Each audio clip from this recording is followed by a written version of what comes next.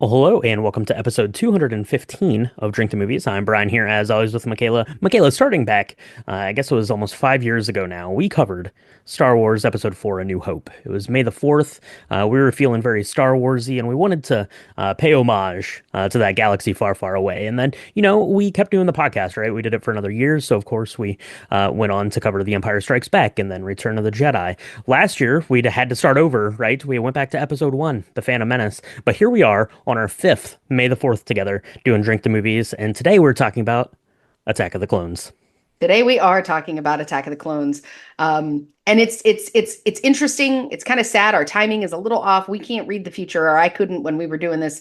It's the 25th anniversary, I guess, of Revenge of the Sith being out. And so that's like all the things that everyone's talking about because there's this big release. But to really get there, you really have to go back. You need to just rewatch all the first two episodes to really feel, I think, the way that you should be feeling when you watch episode 3. But we did that. We did that last year. So we're going to watch episode 2 together. We're going to talk about all things Attack of the Clones. You're going to laugh at me because I'm going to forget the names of a bunch of things. But I did get an epiphany for the first time ever, I think. We talk about me having a black hole when it comes to this series. So every time I watch it, I'm like, oh, that's amazing. And everybody's like, yeah, we watched it 18 times. But for me, it's always new, which is really beautiful. I think I'm going to take the positive. But I do believe that now that I've seen this film and this epiphany came to me, it sheds a whole new light on like the powers of the dark side. And I can't wait to share that with you in this episode. Awesome, awesome. Yeah, absolutely. I look forward to hearing about this epiphany. I look forward to talking about Attack of the Clones, and I look forward to falling in love on that Lakeside in Naboo. It's the tragic love story that's going to, play out in this ultimate twist of fate for the galaxy. So let's do this, Michaela. Let's go ahead and take a quick break, and we'll be right back to mix up this week's drink. So Brian, I know normally I get to pick the cocktail, we kind of do a debrief on which cocktails we should be picking and what things, when we see a film, what should be represented in this film, but in this film or that film. But for this particular episode, I said, hey, you love Star Wars. You want to pick the cocktail? And you came back in like 10 seconds with this drink. It was so funny because I looked at it and I was like, oh, this looks delicious. And you were like, more importantly, Michaela, it actually looks like a dress that Senator Amidala like wears in this really beautiful scene when they're, she and Anakin are, talking for one of the first times. And I was like, you are so right. This is one of the most beautiful cocktails I've ever seen. Really lovely. Yeah, absolutely. I had a lot to think about when you think about cocktail for Star Wars, because there's a lot of tried and true Star Wars cocktails out there you can find on the internet. There are things from Oga's Cantina. You and I were fortunate enough to go on the Galactic Star Cruiser, so we have cocktail experiences from that. But yeah, I wanted something that kind of encapsulated something in the film that was really important and really pivotal. And to me, I think Attack of the Clones is most importantly, this love story between Anakin and Padme. So I wanted to kind of pay homage to that. And we're actually going to be doing a bonus cocktail here for May the 4th. So want to make sure that you're subscribed and follow us on social medias. We're going to get that out there too, because we have an extra fun one for one of the more fun locations and fun characters in the film, in the whole Skywalker saga. But today we're going to be making a cocktail. It's going to be using some indigo gin from Empress. And this comes from their website. It's a bit of a riff on their grapefruit gin float, but I'm calling it Lakeside on Naboo because, yeah, it looks exactly like that beautiful, like yellow and purple dress that Padme is wearing when these two crazy kids fall in love or decide not to fall in love. We'll talk about that.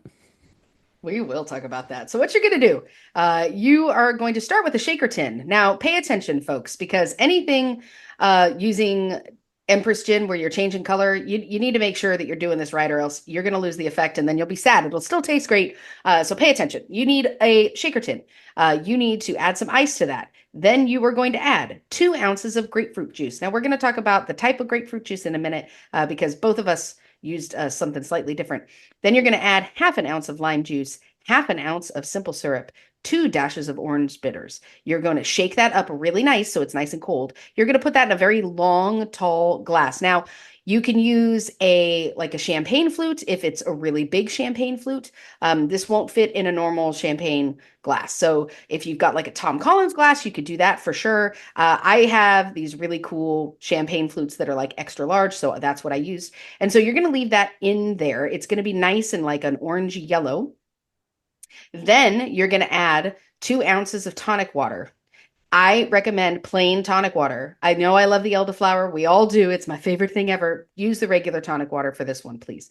And then you're going to gently float 1.5 ounces of this Empress Indigo gin. It does need to be the indigo. It will not look the same if it's the pink, as much as we love it. And then you're going to admire this and you're going to be like, oh my gosh, it looks like a sunset ombre dress thing. And then you're going to taste it and it's going to blow your mind because even though the gin is sitting on top, you're going to get these beautiful notes of grapefruit and some sweetness. You're going to get some of the florality of the indigo gin. It's going to be slightly tart because of the bitters. It's going to be amazing. You're going to love it. And then you're going to make more of these. Absolutely, you're going to make a couple more of these because this is delicious. I really love the flavor combination of gin and grapefruit juice. Grapefruit juice is one of my favorite just taste profiles, I guess, of all of the I don't know citrus juices. I don't know for sure, but I do love the way grapefruit juice tastes, especially when it's paired with the gin here. Now mine was a little bit more red. I guess my fresh pressed grapefruit was a little extra on the ruby red side of a ruby red grapefruit. So your mileage may vary there. I'm going to try to get both of these posted so you can see kind of the difference between the one that I did and the one Michaela made because hers was a little bit more pale yellow. And the one on the Empress website is really pale yellow, which leads me to believe they might have done some little bit of doctoring maybe for their picture, a little bit of color correction. I don't know, but I thought maybe to get it a little bit more yellow, you could do some fun stuff. You could do like a pineapple juice in this. This would Mm. certainly change the flavor profile, but it would still be extra delicious, I think. You could do that. You could do like a mandarin juice if you wanted it to be a little bit more orangey. You could do that. You could play around with the juices. I wouldn't go with anything crazy astringent here or any more astringent than the grapefruit juice, but I think playing around with some of those other flavors would lend itself well to this. Michaela, what'd you think about the way this one tasted? Oh, I thought this was really delicious. I want to echo one more thought that you have about changing out the juice. If you're going to do that, maybe reduce the simple syrup, just because if you're going to do something like a pineapple juice, that tends to be sweeter than grapefruit juice. It's not going to have the same level of like acidity. So just tamper that with the simple syrup and do 1/4 ounce instead of 1/2 ounce. And I think you'll be all right there. Hmm. I loved this. I thought it was beautiful. I thought it was really well balanced. Um, I thought that this looks really fancy and it was super easy to make.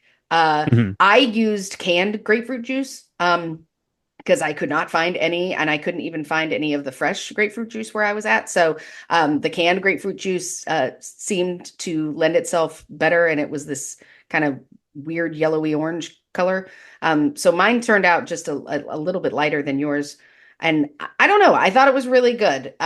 If you're going to do that, you could kind of make the base up as a batch, right? You could Hmm. do Yep. and leave that to the side and then add the tonic and the indigo gin as needed if you were going to do like a party. And that would be a really delicious way to celebrate May the 4th. That's right. That was probably what was in the picnic basket there on Naboo there in the Lakeside. So Yeah. so for sure. So yeah, this was delicious. So go ahead and give this a try. Check out our pictures and check out Empress Gin's website. There's a lot of amazing cocktails there. But now that we have this made, Michaela, we have to get into Star Wars Attack of the Clones. There is a lot going on in this movie. We're going to try our best to break it down into a couple of parts because there's kind of linear stories that we're going to be talking about today. So let's do that. Let's go ahead and mix up another Lakeside on Naboo, take a quick break, and we'll be right back to chat about this week's film, Star Wars Attack of the Clones. What help can I be, Obi-Wan? I'm looking for a planet described to me by an old friend. I trust him, but the systems don't show in the archive maps. Lost a planet, Master Obi-Wan has. How embarrassing. How embarrassing. Spoiler warning for Star Wars Attack of the Clones. If you've not yet seen this, you've been living under a rock. But welcome to the world and go watch it because we're going to talk about all the things and it's complicated. Go watch it maybe a couple times. I don't know. But we're going to talk about all the things. There's a couple of big moments here that are going to shock you. Maybe, I don't know if you're not a Star Wars fan, where have you been? But we're going to talk about it. So if you want, go press pause on this right now. Go watch Star Wars Attack of the Clones. Go have yourself a Lakeside on Naboo cocktail because it is delicious. And then come back and we're going to chat about all the things. That's right. Or maybe every time you watch Star Wars, it's like the first time you watched it, like if you're Michaela. So that'd be good. So go get a Yeah. refresher and then we'll be right back to chat about it. This released in 2002, which makes it, by my estimation, about 23 years old. So pretty good there. It was written and directed by George Lucas, and it stars Hayden Christensen as the now teenage Anakin Skywalker. Natalie Portman is back as Senator Padme Amidala, and Ewan McGregor is returning here as Obi-Wan Kenobi. There are a couple of other characters we'll probably make mention of here as we kind of get into the story a little bit. Michaela, I don't want to get too bogged down on the story because this is pretty long. I think this is the second longest of the Star Wars films. So there's a lot going on here, and it had a lot of work to do to get us from The Phantom Menace, which we talked about last year, and Revenge of the Sith, which we just saw on Monday night. We'll be talking about next year on May the 4th. So, look forward to that. So, stick around for a year. We'll be getting to that one eventually. This was nominated for an Academy Award for Best Visual Effects. It did not win. I believe Two Towers, The Lord of the Rings, won that award that year, so that's fair. But it was not nominated for the Academy Award that it should have been nominated for, which was Best Sound Design, and that's kind of amazing to me. Road to Perdition got nominated for Best Sound Design. I don't know, Tom Hanks, No. come on, you kidding me? Road to Perdition got nominated for Best Sound? Well, Look, yeah. okay, all right. Okay.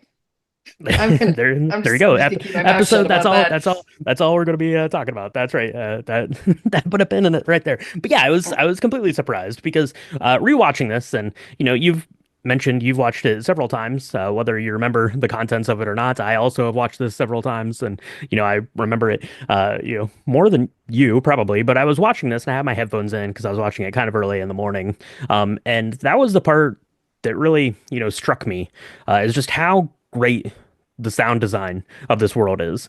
Now, as I mentioned, this had a lot to do in terms of, kind of bridging the gap between The Phantom Menace and Revenge of the Sith, both in a story sense and technologically, right? We're moving into more, CG environments and things like that. So it had a lot of work to do there, but the sound design of this thing is spectacular. So, just watch it, with your eyes closed and just take it in audibly. It's really good. So let's get into the story here a little bit, Michaela. And I thought we could do it this way because, as I mentioned, there are a couple of basically storylines that are running parallel, right? You have Anakin and Padme, and you have Obi-Wan Kenobi, and they're kind of running parallel, and they culminate in the same place. But to get there, we have to start on Coruscant and get our story started. Get the party started, as it were. Get the party started. Yeah, so see, and I'm gonna screw it up. So it starts in a galaxy far, far away. The opening sequence is basically Padme is now not a queen, or she's not a queen. She is now just a senator, I think, right? And there's been an assassination attempt on her life. She doesn't seem to be bothered by that at all. She's like, it's all part of being a senator. It's fine. But the chancellor has said, hey, look, this isn't okay. You really need help. We really need like bodyguards. Why don't we set up some Jedi to come look after you? And we see the meeting for the first time in 10 years between Anakin Skywalker and Padme and Obi-Wan.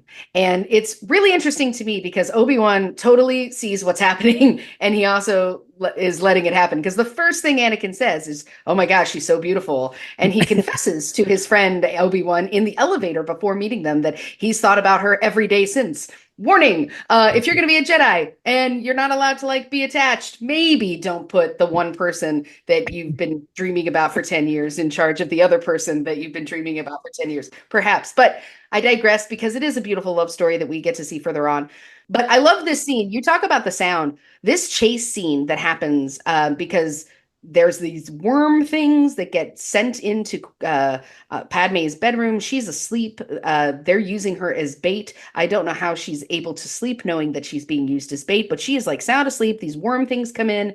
Luckily, Anakin and Obi-Wan like feel it in the Force just at the right second, and they kill the worm thing. But then they go on chase, who sent it into her room in the first place.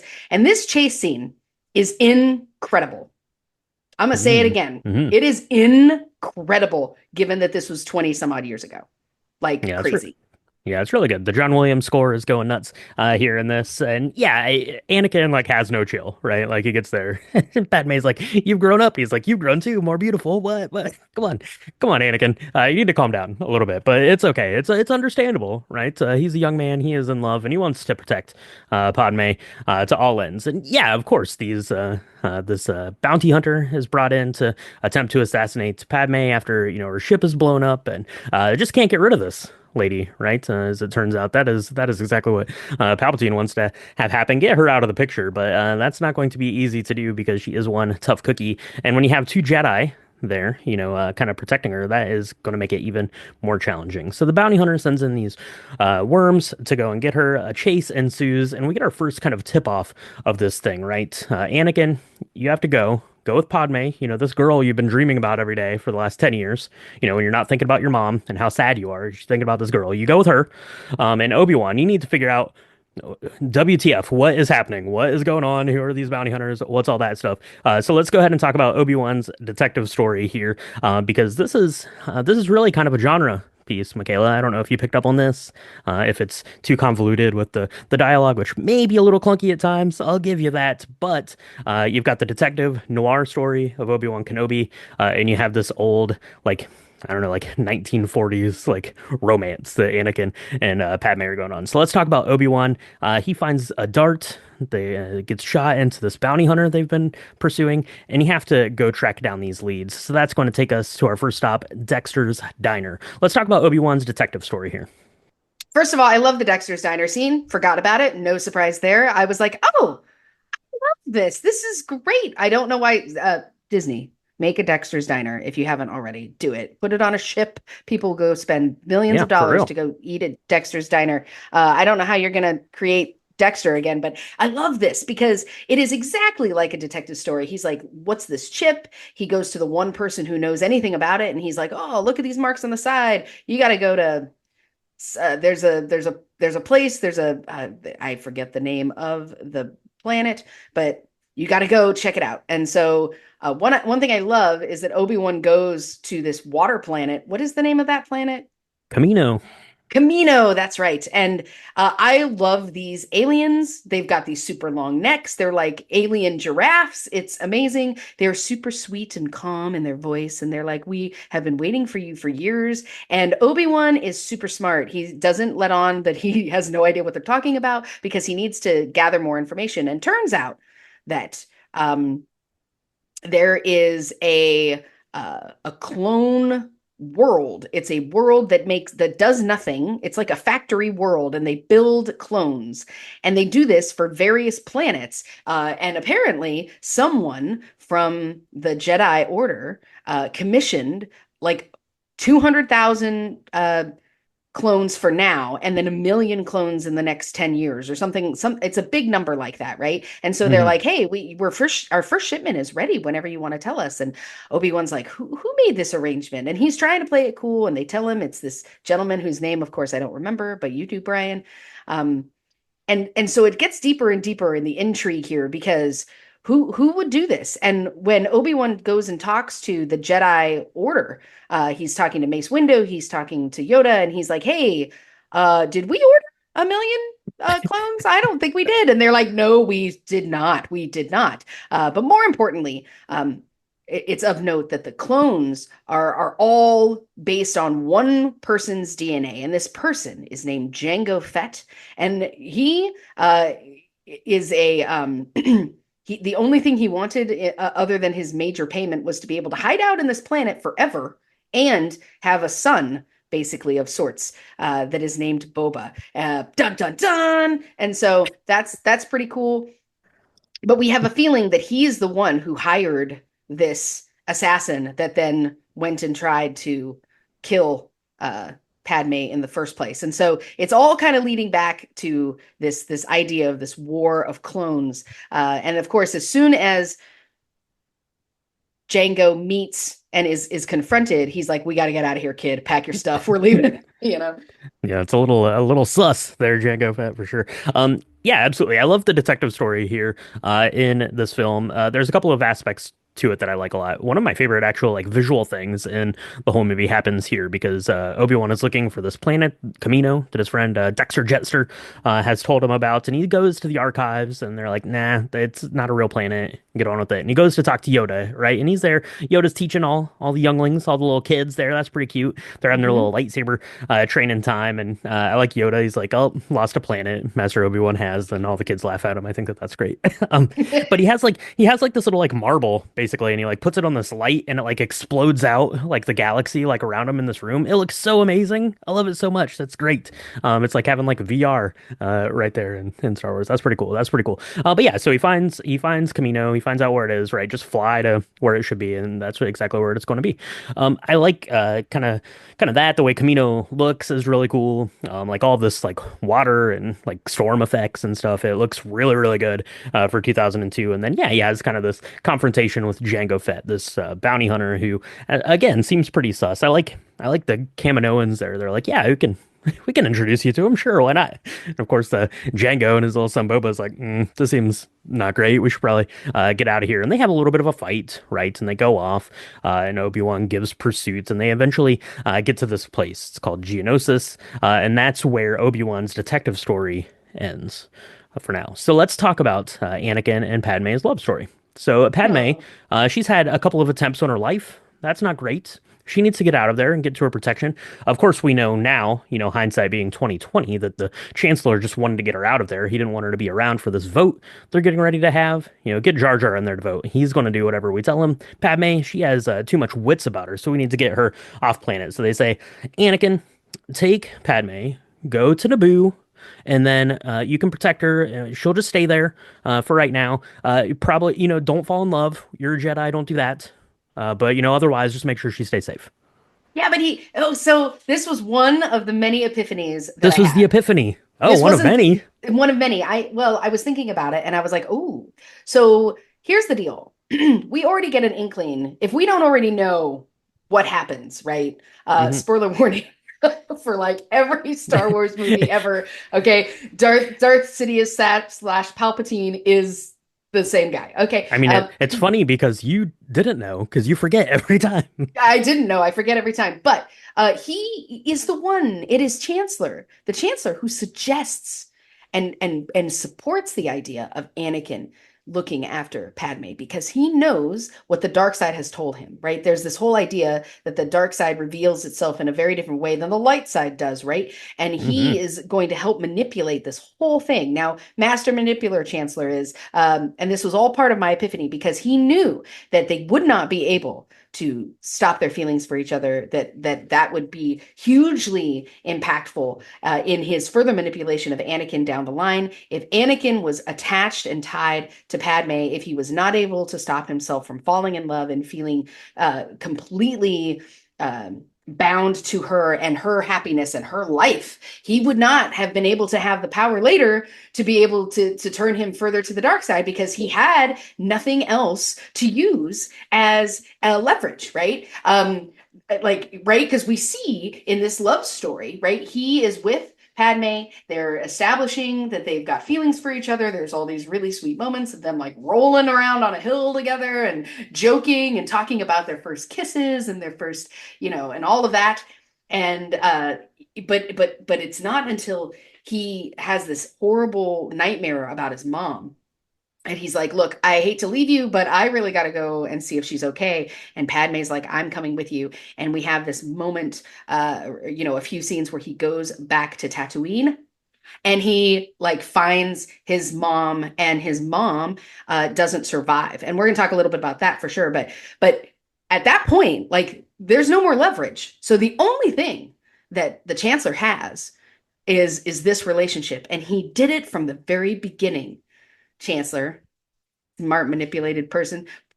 Maybe that was not that big of an epiphany, but He knew it it. did. He knew. You knew it from the start. Absolutely. Yeah, he's been pulling the strings the whole time. He's been pulling the strings for even like 10 years before, but that's a whole other side story that we're not going to get into right now because we need to talk about this love story a little bit. I love it. They get to Naboo, right? That's great. They have very kind of playful, like whimsical like look at love, kind of in this like courtship kind of a thing. But they basically settle on the fact that, they can't really fall in love, right? That's not good for her. That's definitely not good for him. He's not even allowed to fall in Mhm. love, so you can't do that. And they have that. There's some beautiful foreshadowing here in this part, and I'm certainly not going to be the first, person that's really into Star Wars to say this out loud or to get into this. But you have the beautiful imagery there. I don't know. It's in like the lakeside like cabin or something, and they're having their conversation, and basically, Padme is, admitting now that she does have all these feelings, but it can't happen. They can't be together, right? No matter what happens, they're never going to be able to be together. And she stood there in front of a fireplace, and we know that she meets her fate on Fiery Mustafar. In the next film, she's wearing a black dress, which has kind of this choker thing around it, which is exactly how she meets her fate there. So it's very foreshadowing and very very great. Is very smart the way George Lucas kind of tied this together, leaving these breadcrumbs through to what's going to happen into the future of Star Wars storytelling. So that stuff is really, really great. They go to Tatooine. That's a lot of fun, right? From the stance that you get to go back and see Tatooine, we meet Watto, who is the Toydarian that was, had Anakin and his mom there, and we meet his mom's new husband, right? Had bought him away or bought her away from Watto, and gets to meet like his brother and sister-in-law to be. But yeah, unfortunately, his mom's not going to be able to make it, and we see Anakin's kind of first like evil deed. That he does here, right? In the name of love, in the name of loss, and in the name of those feelings that he's supposed to be tamping down as a Jedi, right? Slaughters all the Tusken Raiders. So that's bad. Maybe a red flag, Padme. I don't know. You seem okay with it. So we're just going to carry on with that. And we get word from Obi-Wan that he has made his way to Geonosis. He's followed the bounty hunter there. He thinks something is afoot, but he's too far away from Coruscant. Relay this message and stay put. But Padme says, I'm not staying put. I'm going to go help Obi-Wan, and you have to come with me now because you're my boyfriend. So that's what we're going to do. They make it to Geonosis, and that's where we get into our final bit of the story in the war beginning. So I'm going to let you go ahead and take it away here. Geonosis, Michaela. What do you think about Ooh. this? Either Obi-Wan's getting there or our love-struck pair getting there. What do you think? Yeah, so this scene, so when the love struck pair get there, right? I mean, already that Padme is kind of a badass. Like, that from the first episode. This really is where I fall in love with her character because they get down into this weird factory. I don't know anything about Geonosis, just so we're clear. Okay. All Hmm. I know is that there's a lot of things. There are a lot of conveyor belts that can kill you. There's a lot of like really hot lava pieces that are getting stamped over and over again that they have to run through. And one thing I love about this is Anakin's down there, he's got his lightsaber, he's fighting off all these weird like fairy things that want to kill him. And Padme is like, I'm gonna go this way, and she just runs. She just takes off. She just figures it out. She doesn't need no man. I love it so much. They're kind of a team, but kind of not. And she's like, I'm just gonna go through this giant obstacle course where I could die any second. I'm gonna somehow make it through. She ends up being in some like culvert. It looks like a masa bowl that you make guacamole in, but you actually Oh pour yeah. lava in it. Yeah. She figures out a way to get herself in and out of that. Before they are both kidnapped or I guess stopped um, by Django Fett, right? Yeah. Yeah, Yeah, Jango and Fett, and yeah, and a bunch of the droid army that we're going to yeah, a meet bunch of here the going droids. into Yep. the next part of the film. Yeah, absolutely. So their arrival there is pretty wacky. You get the droids right on Tatooine. They pick up C-3PO, right, as you do, because he's got to get brought into the story. So they have their hijinks there in Mhm. the droid factory as well, which is pretty good. I like Obi-Wan's arrival to Geonosis a lot. So we're introduced to Count Dooku, who's played by the late Christopher Lee, who is amazing in this. I touched on it, and I'm not going to harp on it really about the dialogue being, not superb. It's not, but his dialogue is fantastic. He delivers it fantastically. Like he's so bought in on it, and I love that. And I love like their interplay between Obi-Wan and Count Dooku because these are two people that have known each other for a long time and have known of each other for a long time. And Obi-Wan's really trying to put the pieces together of like, what is this guy who used to be a Jedi doing here? Like, what is his involvement in this? What have I stumbled into? Yeah.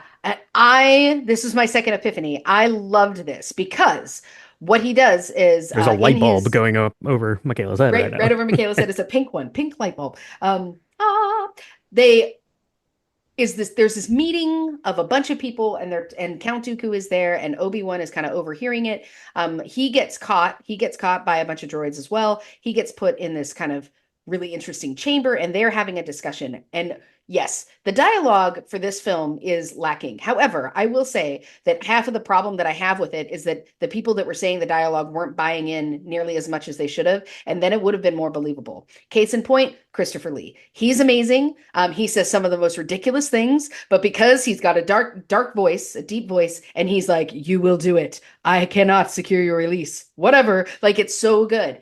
But here is where my second epiphany came from. Is he is telling Obi-Wan, "Hey, you might not know this, but the Republic that you're trying to save is actually like full of the dark side, man. It's full of the dark side. I used to be a Jedi. I'm not saying I'm on the light side now. I still am sort of on the dark side, but I'm asking you for your help because we need to overthrow this dark side.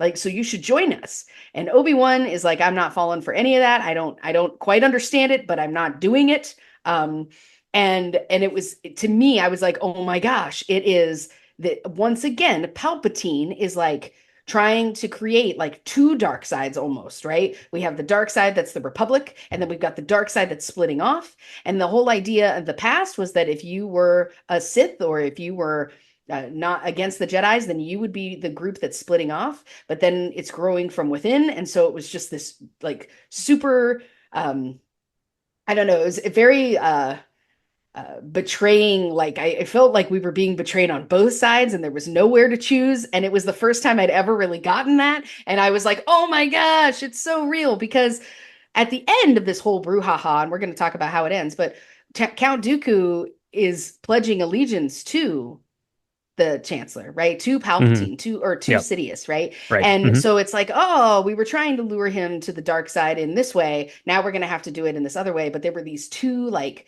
they were fighting this battle on multiple fronts to try and get more Jedi to join them on the dark side. And I thought that that was just genius. And maybe you knew that all along, Brian, but it really resonated with me today. No, I appreciate these epiphanies, and I'm excited that you're having them right now because after we record this, we're going to go see Revenge of the Sith so that you can see how those epiphanies play out. Maybe you'll have more epiphanies. I don't know. We'll see. I'll be right there for it. We'll maybe check in here at some point with those epiphanies and how they work. I don't want to gloss over this particular scene because it might be my favorite scene in all nine of the Star Wars saga films here, but it is Padme and Anakin on the chariot waiting to go into the arena.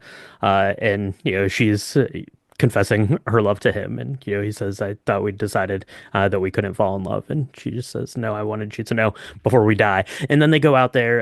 It's beautiful. The music picks up. My favorite piece of um, Star Wars music is Across the Stars, which is the love theme that gets introduced here in Attack of the Clones. That's playing as they go out into this arena, and it's very gladiatorial-esque looking. It's this huge place, probably seats, I don't know, like 500,000 people or something like that. It's something absolutely insane, but just like the visual of that, kind of the shot of them behind going through this tunnel, gorgeous. I love it. Like I said, probably my favorite part, maybe in all of Star Wars. I don't know for sure.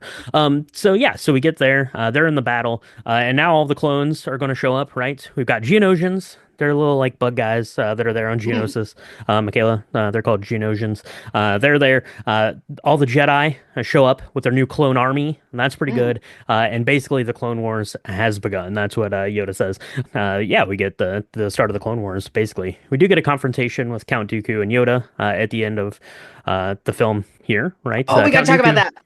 Count Dooku does get the one up on Yoda because he, tries to attack Obi-Wan and Anakin there who have fallen earlier in this fight, and Yoda has to save them versus fights Count Dooku, which is really great testament, to the way that you win these things. Just like Rose Tico says in The Last Jedi, you have to, you're not going to win by fighting what you hate. You're going to win by saving what you love, and that is what Yoda does there in that instance. So that is pretty good. What do you think about this fight? We have Yoda there, who's jumping around like a maniac.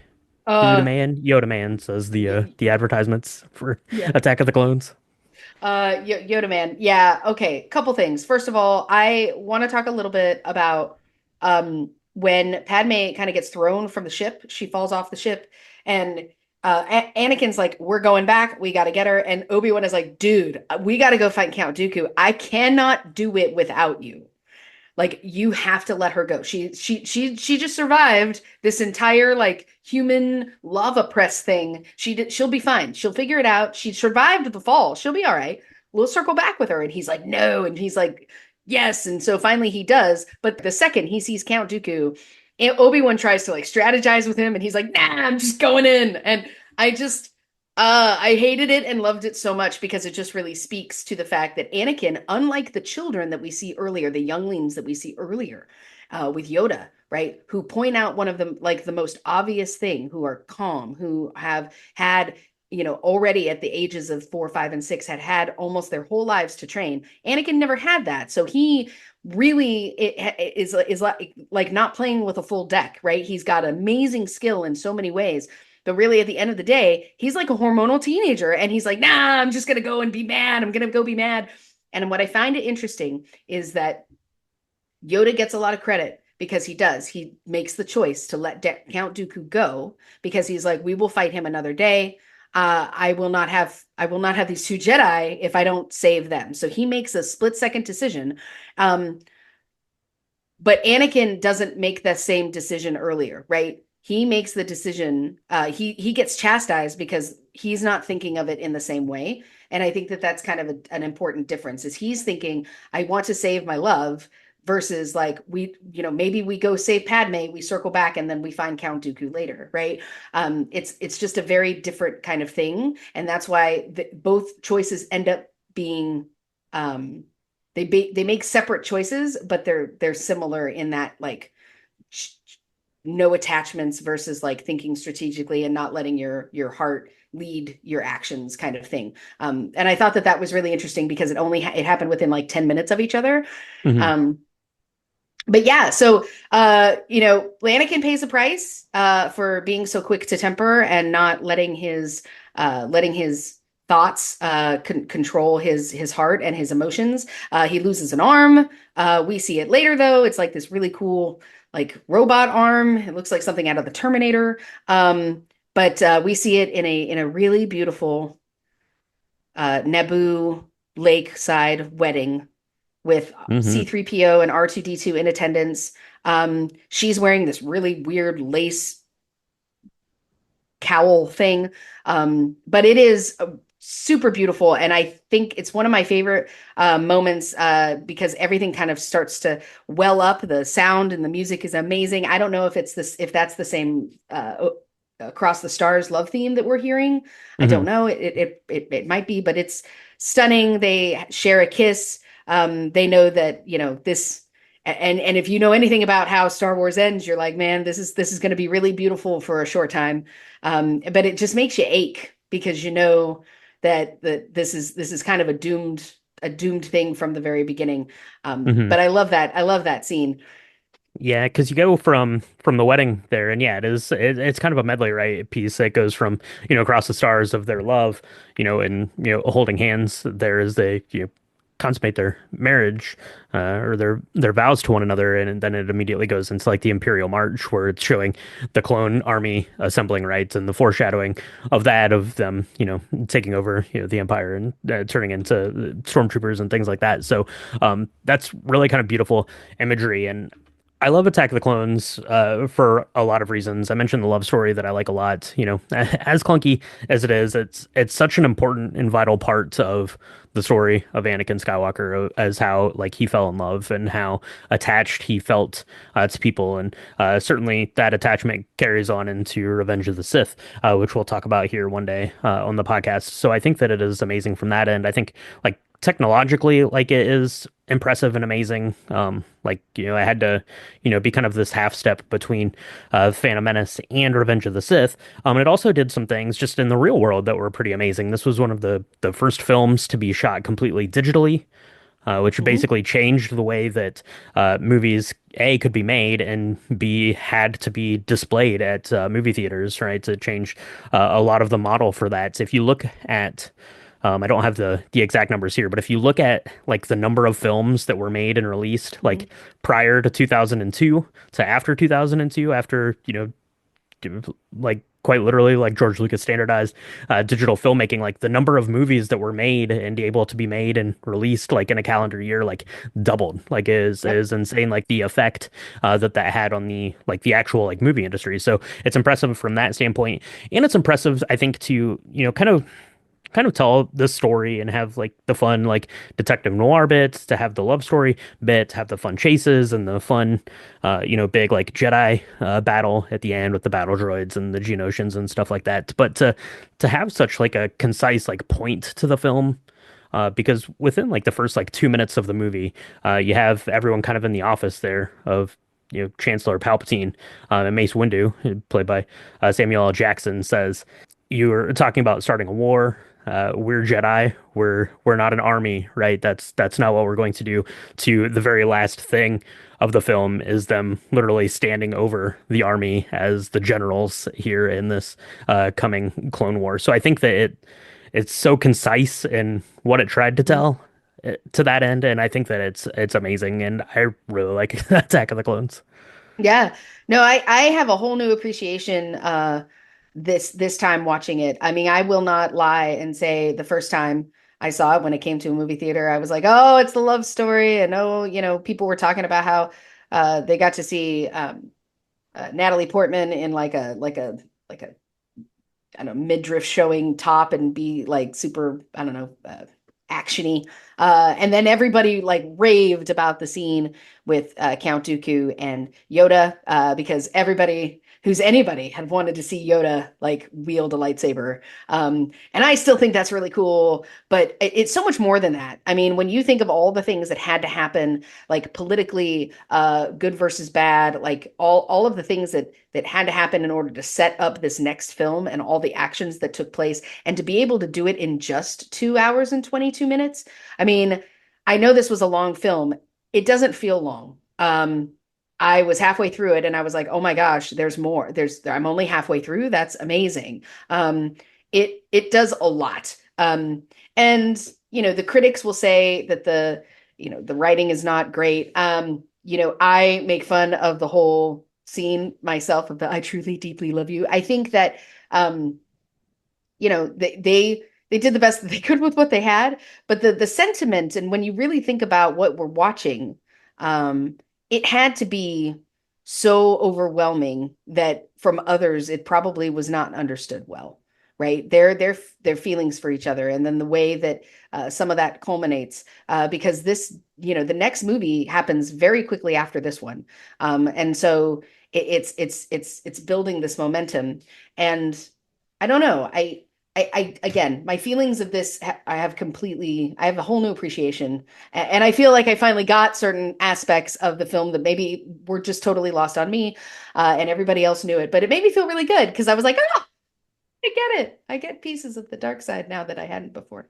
So, Well, well, that's great. That is the marker of a good story there, that you're able to take something away from it, even after you've watched it a bunch of times. Michaela, I don't mhm. know, the exact number that each of us would have seen these, but yeah, I'm excited for that. And like I said, I'm excited now for you to go forward and watch kind of the culmination, I guess, of this story, right? And Yeah. Revenge of the Sith, and see like how those seeds, come to bear fruit, and other things that you might have missed on in the last one. Maybe connect some more dots. But yeah, Attack of the Clones is the bee's knees for sure. And you know what else is the bee's knees? That is the Lakeside on Naboo cocktails. So if you want to share pictures of the cocktail you made, if you're doing anything extra awesome for May the 4th, let us know.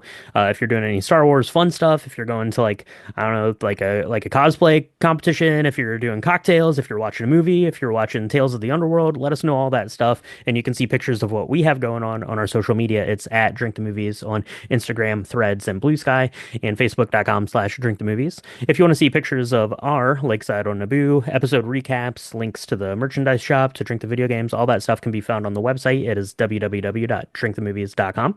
And if you want to support the podcast, we definitely appreciate our patrons over there. You can find more information on how to do hangouts and get bonus content on patreon.com/drinkthemovies. So, Michaela, they're going to want to stay tuned because we have a fun little bonus segment coming out on May the 4th. It's an extra cocktail. You know, there was only time for one cocktail in a story this monumental, but we had to mix up another one just for fun. And it's something I don't know if we've had before. We're going to talk about that. So they're going to want to make sure that they're subscribed to the podcast so that comes onto their feed when that drops on May the 4th. So where can they do that? You can find us on Apple Podcasts, Spotify, Good Pods, anywhere where Apple Podcasts are supported and distributed. What you're listening to us on right now, I guarantee if you hit that subscribe button, you will get a wonderful bonus episode on May the 4th. We do 2 drops a week. We do our lobby bar, which is really fun, talking about box office stuff and pretty easy cocktail that everyone, even you, can make, as well as our deep dives talking about maybe more complicated cocktails and deep diving into movies like the episode you're listening to right now. So if you're liking what you're hearing, hit the subscribe button. If you're really liking what you're hearing and you want to share it with the world, share us on all the social medias, but you can also leave a 5-star review. That really helps get all of the Drink the Movies out there. This is the best job in the world, and we can't do it without your amazing support. So thank you so much for listening.